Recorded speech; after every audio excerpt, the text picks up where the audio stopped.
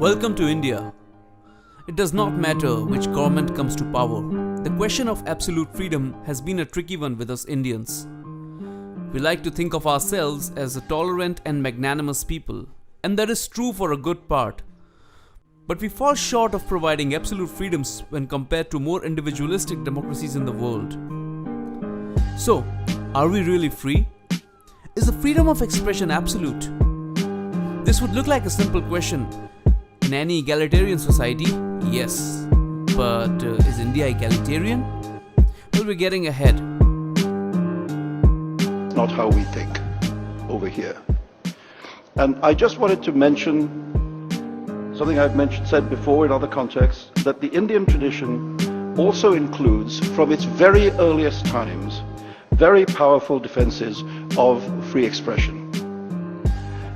When Deepa Mehta and I were working on the film of Midnight's Children, one of the things we discussed often was a text which is very dear to her heart and is also to mine, which is the Natya Shastra.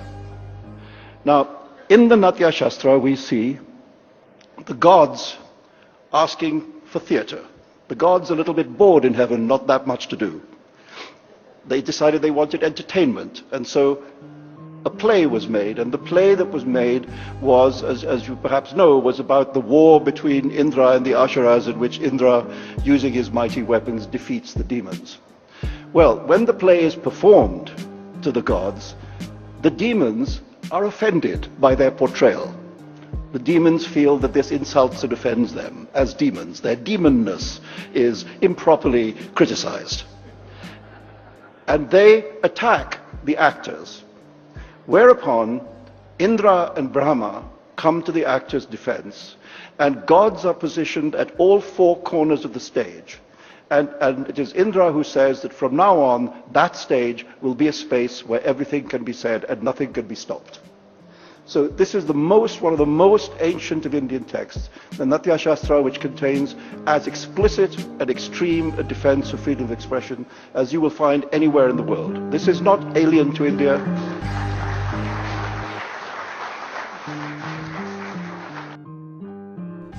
Brave words by a brave man.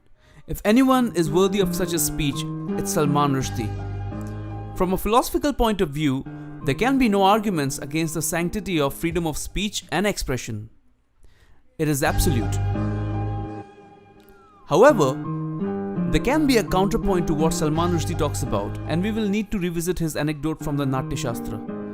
You see, everything he narrates is accurate enough, but there is a distinction one can argue in favor of when it comes to the context. It is true that the Daitya, Asur and Rakshasas were offended by the first drama staged by the Devas. When faced with the backlash of Asuras and Vignas, Brahma instructs Vishwakarma to construct a playhouse. Thus was born the artist's stage of the world. This is where the drama was to take place. Brahma then pacifies the Vignas and Asuras by assuring them that even they would have a chance to enact representations of semi-historical stories and legends. In many of these, they too could find a favorable portrayal. The drama, according to Brahma, the drama was to pertain to themes like duty, love, games, peace, laughter, war and killing. But there is no mention of any freedom that comes along with these expressions. Each theme had its purpose. Themes of dharma and duty were meant to instill these values among the members of the audience. Similarly, with the themes of love, peace and war, there is a strong hint of morality under each theme, which is the ultimate aim of drama. The argument against the freedom of speech and expression being championed in Indian mythology is a strong one. While there is no direct mention against it, the legends speak for themselves. One of the strongest motifs running through our itihas is that of karma. Its very nature is rooted in the cause-effect relationship of choices and their underlying morality. No one is free from its clutches. In fact, one only needs to count the sheer number of curses thrown around in our midst to understand that you cannot escape the consequences of your actions, or even the consequences of your expressions. While our myths don't openly justify against freedom of expression, their legends and their story arcs convey a grim picture. If there is anything to learn from Rushdie's anecdote from the Natya Shastra, it is that there is a difference between artistic expression and civil expression, and that even artistic expression does not come without its rules.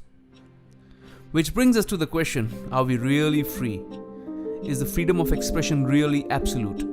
We are a tolerant society at best, and many would argue that even that reality is in danger today.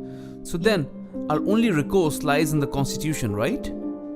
Surely, it must uphold that the freedom of artistic and civil expressions are absolute.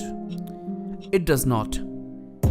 Article 19 of the Constitution guarantees this freedom as a basic right, but rights are meaningless without others taking responsibility to uphold those rights and principles.